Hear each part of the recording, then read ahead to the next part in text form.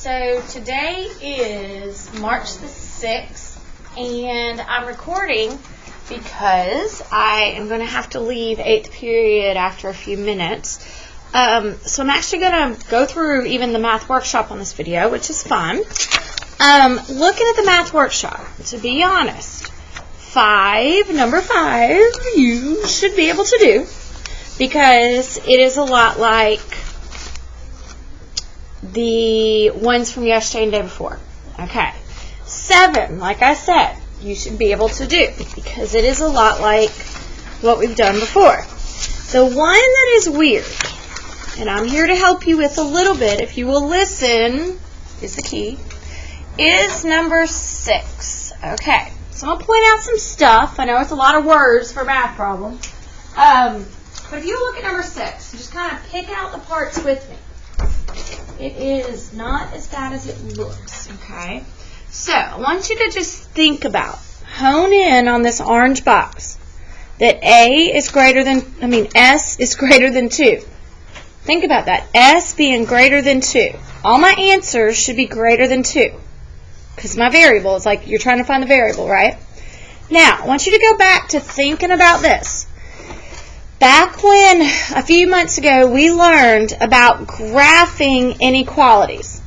And if it just had the greater than or less than sign, we would use an open circle. And we would color either that end or that end to the number line. If it had the equal to sign, we would shade that circle in and then shoot off to the right or the left for whatever answers you wanted. Okay? Now, looking at that, I want you to think about it. Where would the dot be? At 2 or at 4? Where should you start this thing at? 2. Okay. Would it be opened or would it be closed? Opened. Okay. So, happens to be 0.2 and 0.4, so obviously these can't work. And this is where the listening part comes in. Okay. They're both 0.2. And honestly, they're both open. But I want you to think about it. When you highlight what numbers should be the S. So would you shade to the right or would you shade to the left? So think about the number line. Would you shade it to the right or would you shade to the left? Meaning it's A or B. I'm going to let you kind of think about it. You want all the answers that are bigger than 2. So you're shading everything bigger than 2. Which way would you shade it? So I'm going to let you choose it.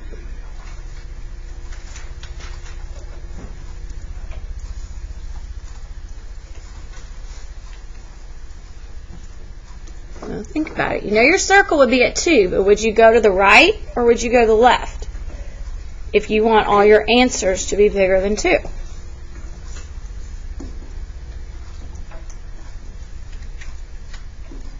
Okay, so will you put your name on that and pass it to the front?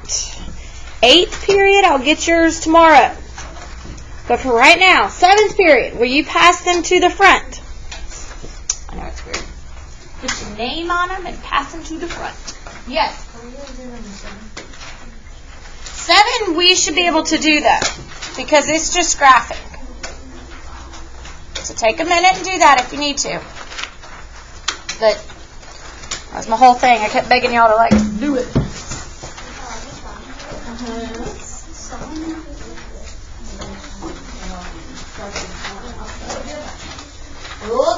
Now, when I get done with this, will you get out your homework?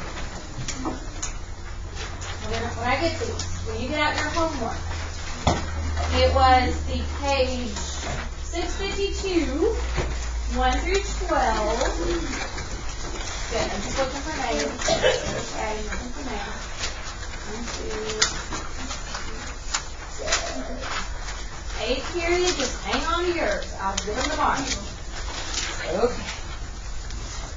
Now, when you get out the textbook, page 652, 1 through 12.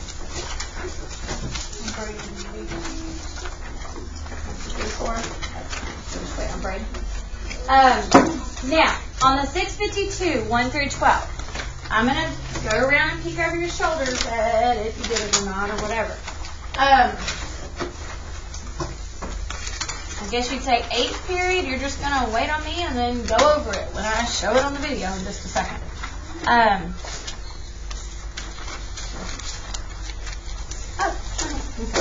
Never mind. So, here we go. I'm going to put out the first few. You can start checking them while I kind of take some homework breaks.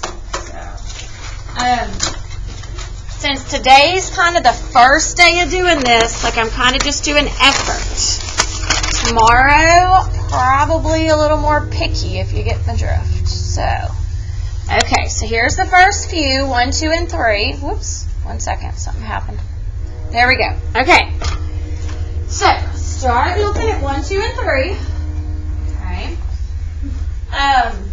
I think if you did this assignment, you started to see that, like, a lot of times with these concepts of statistics that the numbers repeat, like the 2 17s, it's kind of normal to have, 2 of the same number type thing. Thank you.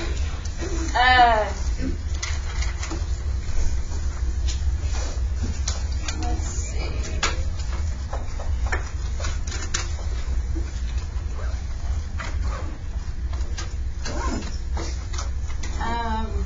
The one, number 2, that says no mode. I'm assuming you wrote the word no mode. Please don't write a 0 because that's a number. So I'm thinking, if you write a 0, I'm thinking it's, like that's your answer.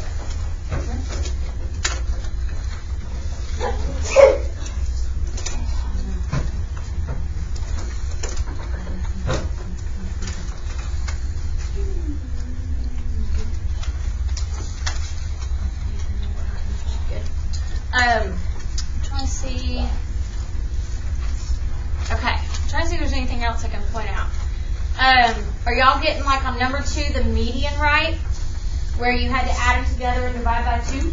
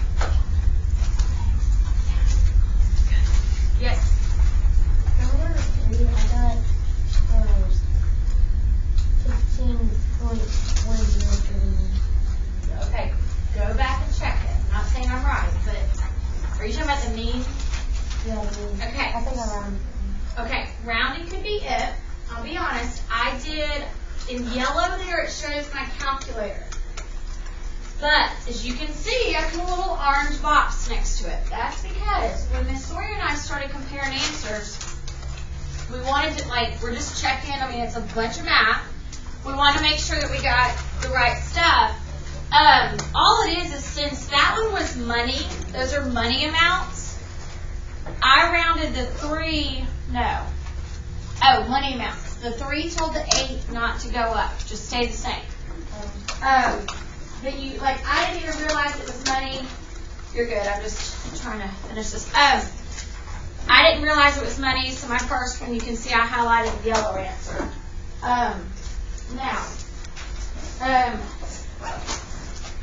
What I'm saying is this. I thought it was that, and then when she wanted to compare answers, I was like, well, why'd you do that? It didn't say round to the nearest 10. She's like, well, it's money. Oops. Okay, I didn't see that. Yes? If there isn't a mode for one, can you just write none or write for mode? Mm-hmm. Okay, so you have some choices on that. You can write no mode. You can write none. I had one kid that asked me if they could write NA because that child knows that that stands for non-applicable, meaning it doesn't work. Don't worry if you don't know about those letters. But give me none or no mode. Just don't write 0 because the problem is you're telling me your mode is 0. And it could be 0 sometime. if that was part of your data. Does that make sense? Kind of? Okay, so right. You don't and you don't want to, that's what I'm saying. You don't want a 0 unless a 0 belongs in that data. Right. Now these two I felt were the easier ones because there was only 5 numbers. Okay. I will say most of 7th period here has listed all these numbers out. You want to list them. You want to double check that you have them all before you start the math. Okay?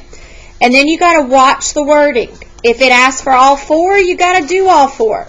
If it only asks for 3, you only got to do 3. Is everybody good on 4 and 5?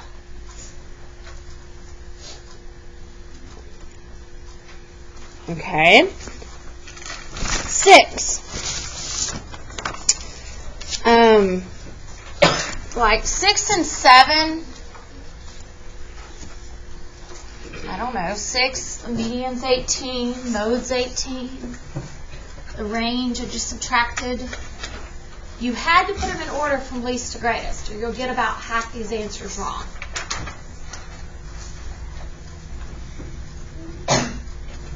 Is everybody getting 89 on number 7 for the median? Does anyone have anything different? Like they added, divided, they got a different answer. On number 7, the median.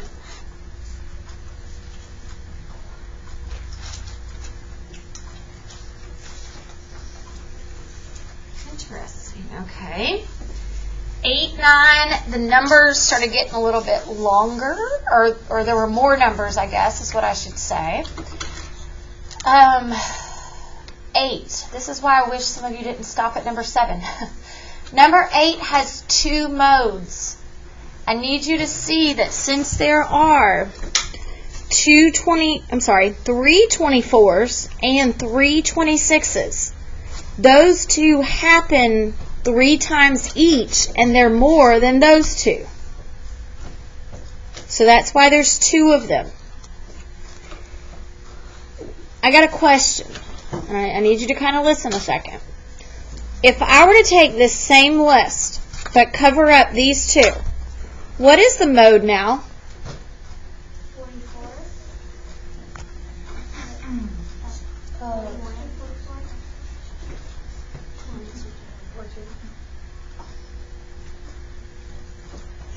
How many 24s are there? How many 26s?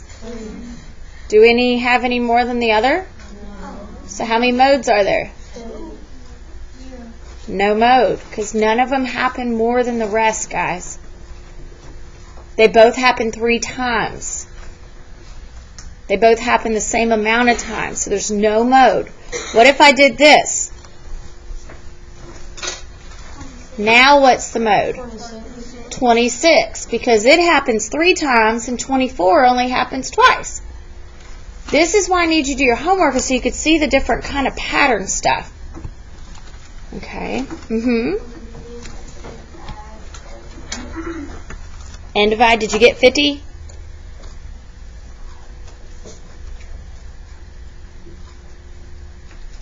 Or did you get 37? Okay. So on median, you find the 2 middles, and if there's 2, and add them together, and then divide by 2. Okay. There's one I'm going to talk about in just a second. I'm wondering if, well, give me a second. Let's talk about these 9 and 10 real quick before I go too crazy. 9 and 10. This is where, I was literally sitting on my couch doing this yesterday. I'm writing down all the numbers. On 10, yesterday I kind of made a joke about learn from the old lady and put some space between the numbers. Listen, this is why.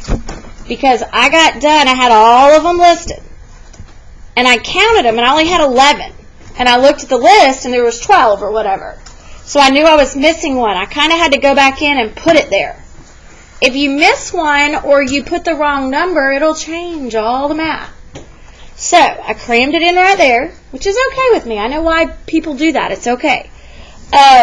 On this one, it did say to round to the nearest tenth. So that's the official answer. 2 modes and such. Is everybody good on that one? Okay. The last one's where the trick came in. Did anybody on number...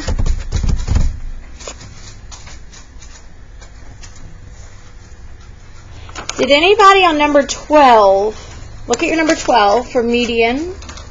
Do you have 18? Does anybody have 18 on your median for number 12? 18. It's okay if you do, just talk to me. Okay, it's really not okay if you do, so I want you to talk to me. Here's the deal. In one class, I had, it was funny because I was being observed, to be honest, but Dr. Steele was in here, and second period. My second period likes to ask questions, unlike you guys in 7th, which is okay. First off, they finally called me out that I did something wrong, which was funny because Dr. Steele's in here. But that's fine. If I do a mistake, I want to know. It doesn't bother me. So they caught this, that I copied the number wrong. It should have been a 6. Well, to be honest, it was kind of a good learning point that, yes, it changes the mean. Now, it's only 0.1, but I would get it wrong. So 10 is the right mean. It didn't change the median or the mode, but it does change the range. Since it was that first number, it changes it.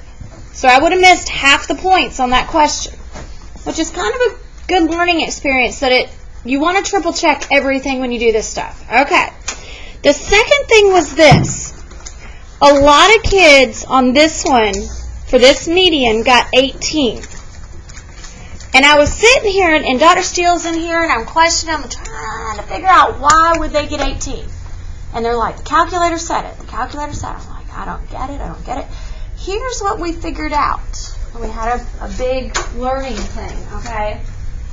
If you will look over here under the clock, and kind of over here where the word wall is, okay, in purple, if you will look at the bottom, okay, and in fact, let me do this, and since I'm doing the video for the next class period, let me show you.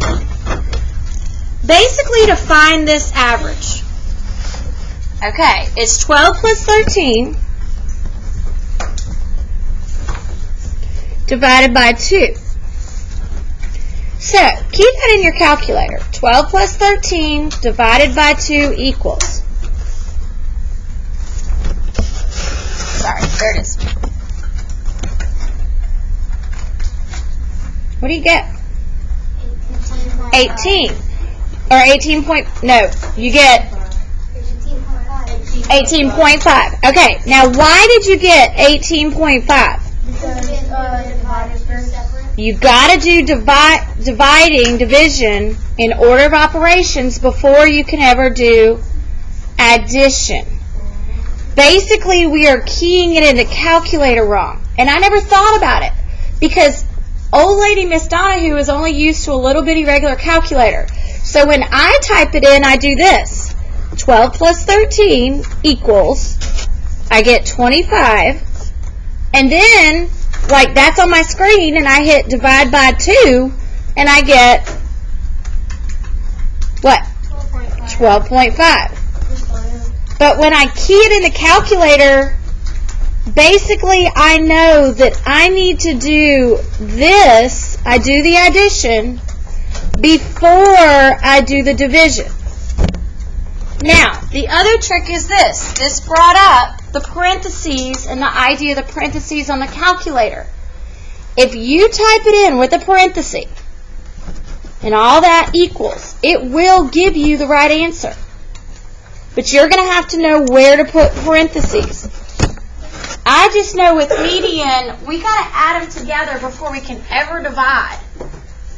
And basically, it's kind of why order of operations was ever made. Because we can't have the same math problem and two kids getting different answers. The whole world would be like in a big uproar over a math problem. So they created parentheses and they created reasons behind everything.